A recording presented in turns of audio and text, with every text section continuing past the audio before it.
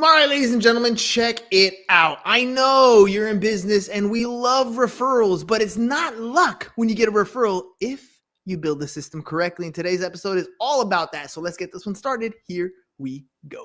Shut up and sit down. Look, a business can give you everything you want in life: prestige, wealth, freedom. It can also take everything away from you. This show is for those who are willing to take that risk. These are the real life stories of entrepreneurs. But before we start, I have one small favor to ask. Please leave a comment. It can be advice, critiques, tips, feedback, or share this with someone because your engagement is the most valuable and most powerful form of social currency. So thank you, and welcome to another episode of Business Boss. And gentlemen, he's a marketing strategist helping local businesses scale with smarter systems, better reviews, and high converting strategies. From turning referrals into predictable growth engine to knowing exactly when to run ads, he's got the blueprint for business success. So get ready to level up your local brand, and the founder of Fence Post Marketing, Mr. Ross McDaniel.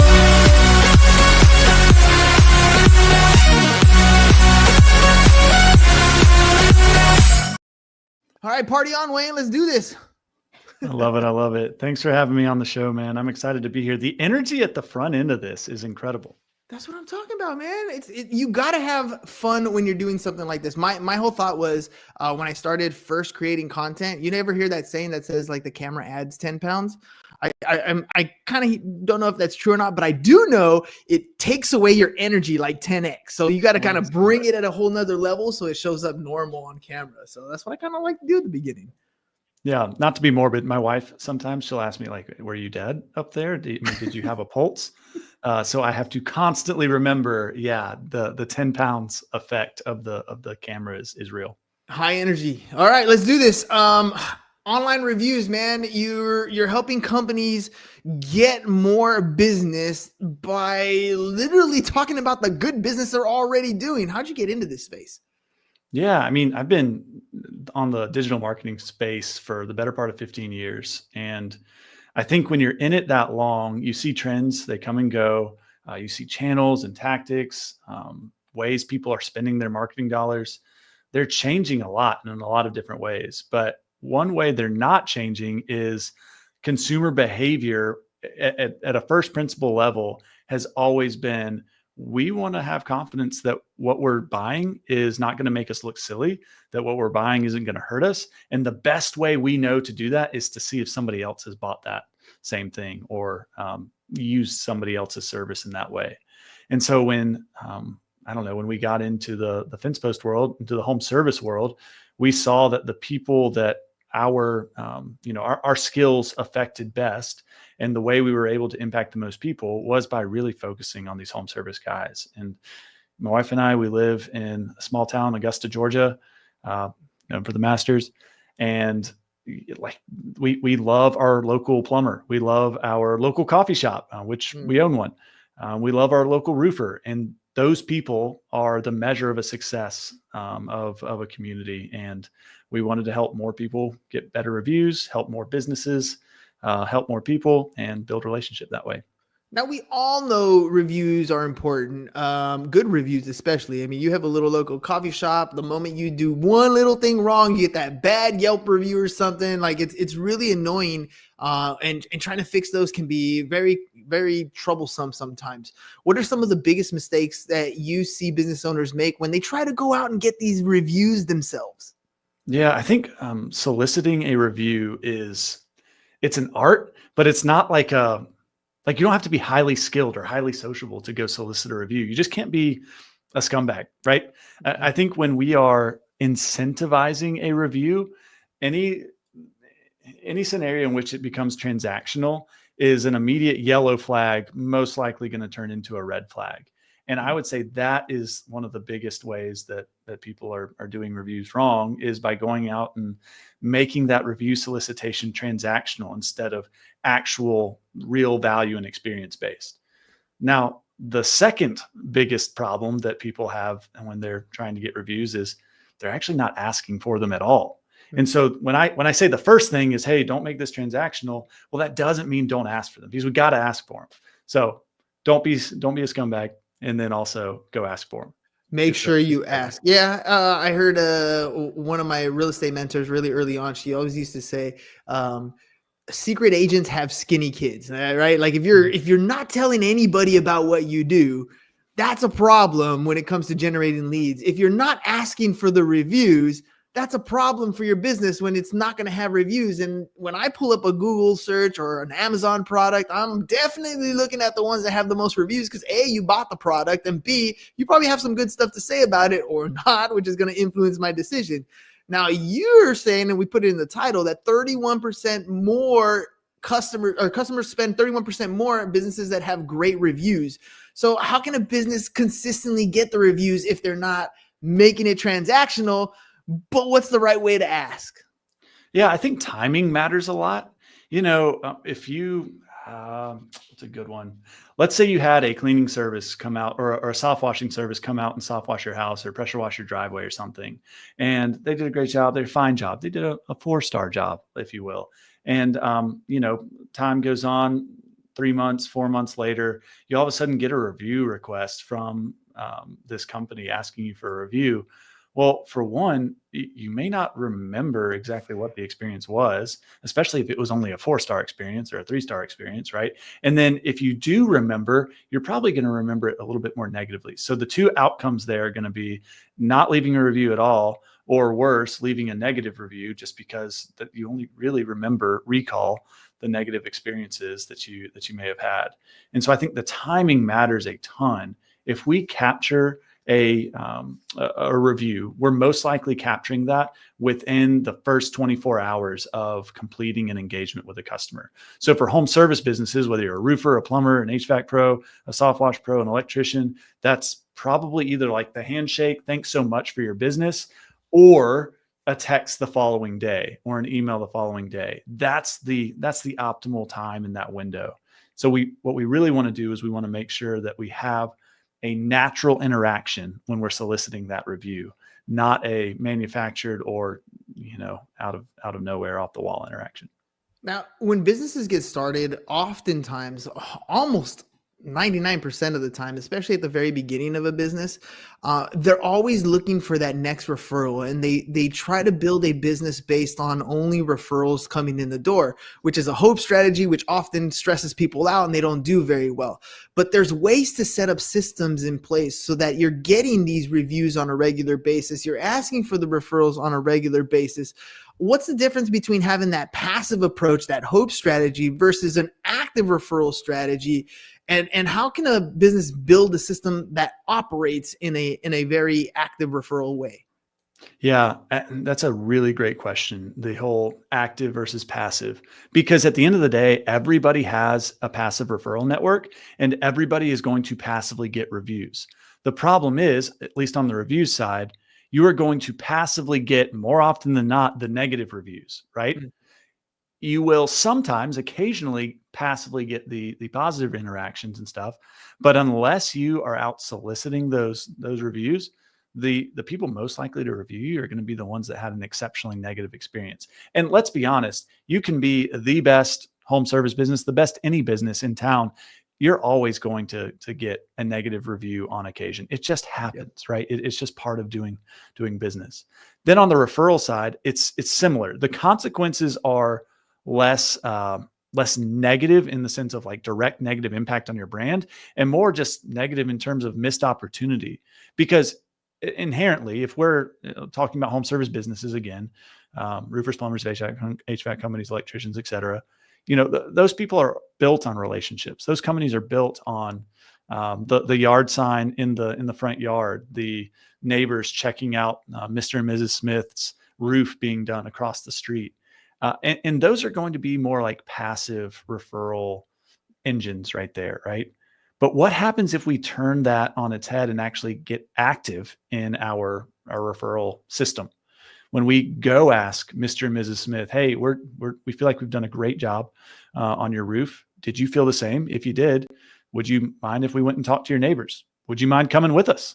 Hey, we would love to give your neighbor 50% off of their roof and split that difference with you. Any way that we can actually go to Mr. and Mrs. Smith and incentivize them to sell for us in a way that is mutually beneficial for them, for us, and their neighbor, that's when we start to get active in our referral system.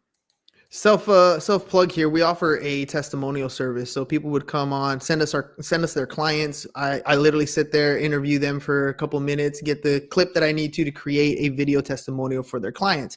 And oftentimes, they're great for landing pages. They're great for sending it as a thank you, for your customer or for your neighbors, or even using them as ads from time to time. Although I don't think testimonials are the best way to do ads, but still, I've seen them use it that way as well. When should a business start to lean more towards that ad-based, lead generation strategy, moving into ads versus maybe holding off, going the organic route, using the referrals and reviews strategy that we talked about a little bit for most of this episode?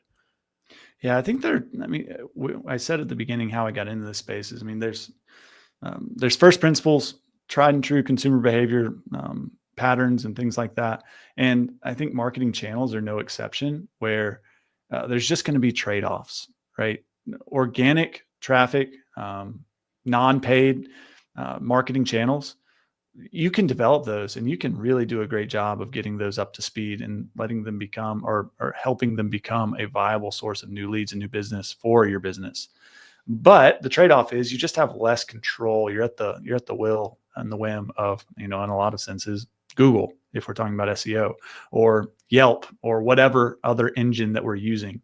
And then on the paid ad side, we have a little bit more control once we get it dialed in. We're able to effectively, push the gas pedal down a little bit more when we want more leads, take your foot off, maybe put your foot on the brake when we want less. I think whatever we're doing, whether it's organic or it's paid, we've got to know the trade-offs, time, money, learnings. And then we also have to march all the channels through a validation process: proof, predictability, profitability, scale. Those are the 4 growth stages, at least on our end, that we're marching everybody through. Even on our SEO clients or our Meta Ads clients or our Google Ads clients, everybody marches through that growth paradigm. We've got to prove that whatever we're setting out to do, allocating our resources towards, whether that's our time or our money, we have to verify and validate that we can do it one time. Once we do that, we can validate whether or not we can do it multiple times with over and over again within a certain time frame. Then can we do that same thing, but do it profitably? And at that point, we can then scale. And now we've got a validated channel that we can go execute on. And so the long way of answering your question is, I think it really depends on what stage your business is in and how much money you have versus how much time you have, because that's the real trade-off in almost every instance. You mentioned some of the organic stuff, building out your SEO and kind of the time frame that it takes to work on something like that, to perfect it so that it's actually running really well. And I think one of the things a lot of businesses overlook is the Google business, like Google My Business. Like just literally when you're talking about HVAC or plumbers, I know I go on Google and I'm like, plumber near me. How important is it for local businesses to really optimize their Google business page? Today, right now in 2025, your Google business listing is one of the most important and most free marketing channels you have access to. If you don't have your listing claimed, you need to go out today, right now, and go claim it. From there, focus your effort and your time on optimizing that thing. If we're in the top 3 of the Google Map Pack for a relevant search query, we're going to win the day. You will be fine. You will get more leads in and you will start winning new business. So to your point, that Google business listing is imperative. For us, it's like, it's just what, if you're doing SEO with us, if you're doing paid ads on Google or paid ads on Meta or whatever else, like just claiming and optimizing your Google business listing is just a base part of the menu. Like that's what we have to do. It's like, I don't know, the dinner roll at whatever restaurant, right? Like it's just the foundation that you have to have in place. So I don't see that changing anytime soon either. Right now, Google is still king. Yes, people talk about YouTube or TikTok or whatever else, being like the number 1 search engine. But at the end of the day, consumer behavior, the people with the resources, right now, Gen Z is getting a little bit older, but Gen Z and above are the folks with the most disposable income. We're still all using Google for our primary service-based search engine. And that's where we need to focus our efforts in optimizing. I teach high school, 17-year-old high school seniors, a class called financial algebra. The other That's awesome. day, one of my seniors came up to me and did something that I found bizarre, but I know things are going that way. She's crushing on some dude. So normally we would in our generation like Google somebody. She went and chatted somebody, ChatGPT, like looked them up, and No. it was incredible to see. Like brings everything up about that person, all their links, all their stuff. It's still pulling stuff from the internet, right? It's still pulling stuff from Google, still pulling stuff from Facebook, still pulling stuff from everywhere. But it kind of adds to your point here, where if you are not building out your brand, whether it's, building your Google My Business page, building out your Instagram and your Facebook and your LinkedIn, when people start transitioning, because we're looking for more answers, more relevantly, and AI gives us that ability to do so. That stuff is going to leave you behind. Where do you see like AI and like the use of AI, especially in the consumer space, and why is it so vital to have that stuff built already? Yeah, I think the common misconception here, especially in the marketing space, is that AI is coming to replace everybody's jobs and the way we do things as we know it now. There's probably a ton of truth to that, at least in terms of like how the end consumer is going to use that. But what we have to remember today, right now, is that our ChatGPT or any of the stuff OpenAI is doing, whatever else, it's all being sourced from somewhere. And that somewhere is all those places that you mentioned, our social profiles on Instagram, Facebook, whatever, Google, our Google business listing, our website. It's still being sourced from somewhere. And until that changes, the importance of leveraging quality, fresh, relevant, consistent content on your website and on your social profiles is still going to remain incredibly relevant and incredibly important.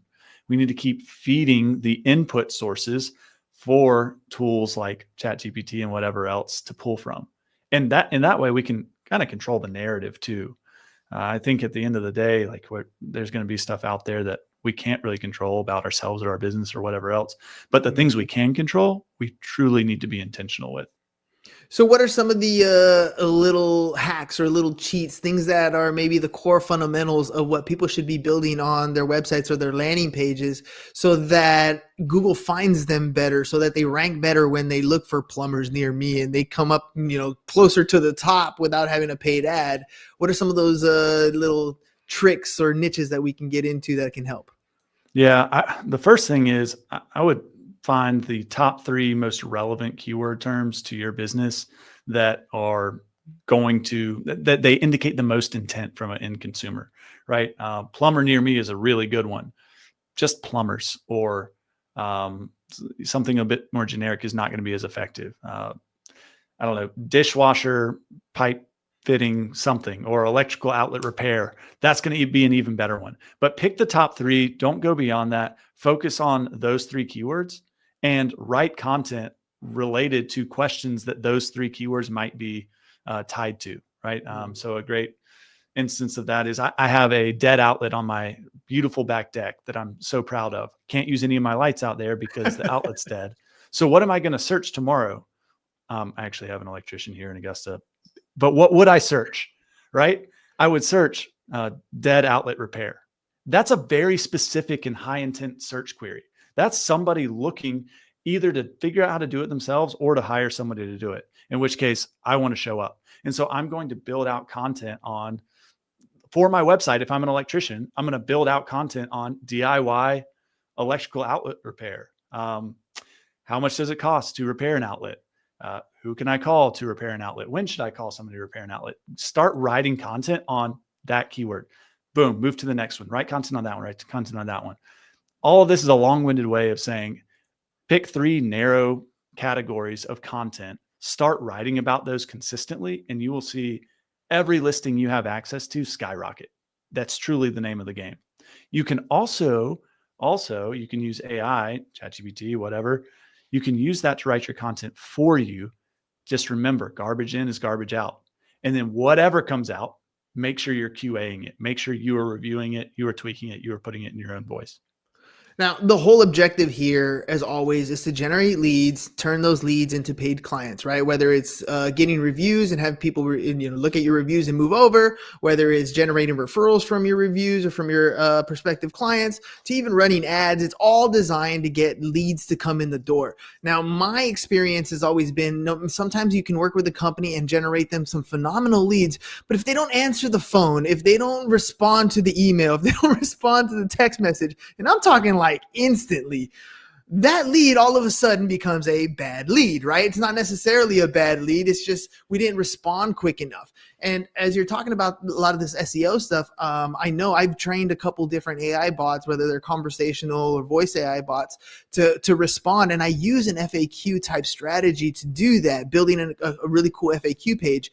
How powerful would that be, or how relevant would that be in my Google My Business, for example, if I have a pretty thorough Q&A FAQ page that has a lot of those keywords built in it? Am I kind of killing multiple birds with one stone here? Like, do I get some good programming for my AI bot to understand what I'm offering, selling, upselling, all those sort of things, but at the same time building some good SEO maybe for organic growth?